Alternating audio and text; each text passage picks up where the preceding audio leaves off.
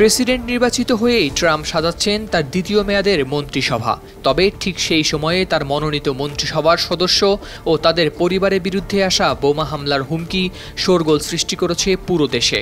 এই হুমকি শুধু তাদের মনোবল ভাঙতে নয়, বরং নাড়া দিয়েছে পুরো প্রশাসনকেই।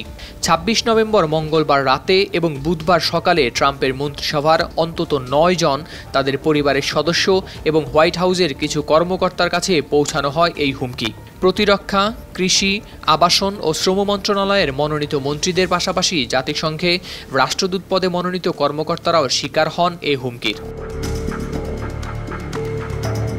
এফবিআই জানিয়েছে, এসব হুমকি শুধু কথার মধ্যেই সীমাবদ্ধ ছিল না। ভুয়া ফোন কলের মাধ্যমে ভুক্তভোগীদের বাড়িতে পুলিশ পাঠানোর চেষ্টাও করা হয়। এই হুমকিগুলোকে কেন্দ্র করে আইনশৃঙ্খলা বাহিনী ছিল পুরোপুরি সতর্ক অবস্থানে এবং তাৎক্ষণিক ব্যবস্থা নিয়ে নিরাপত্তা নিশ্চিত করে। হোয়াইট হাউস টিমের মুখপাত্র ক্যারোলিন লেভিট জানিয়েছেন, আইনশৃঙ্খলা রক্ষাকারী বাহিনী অত্যন্ত দ্রুত পদক্ষেপ নিয়েছে এবং হুমকির বিষয়টি আমেরিকান মূল্যবোধের পরিপন্থী বলে মন্তব্য করেন তিনি। পুরানো দিয়ে নতুন নিতে আজই চলে আসুন আপনার নিকটস্থ ওয়ালটন শোরুমে।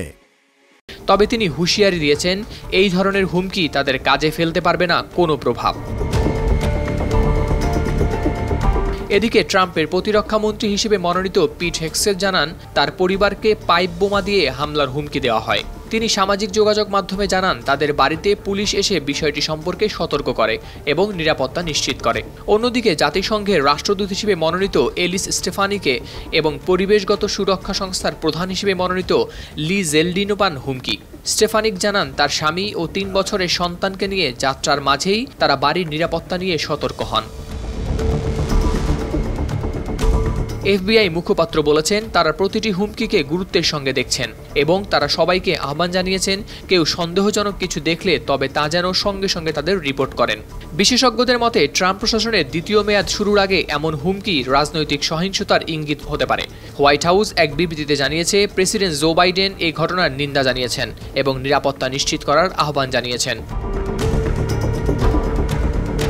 হাওলাদার শামীম, RTV।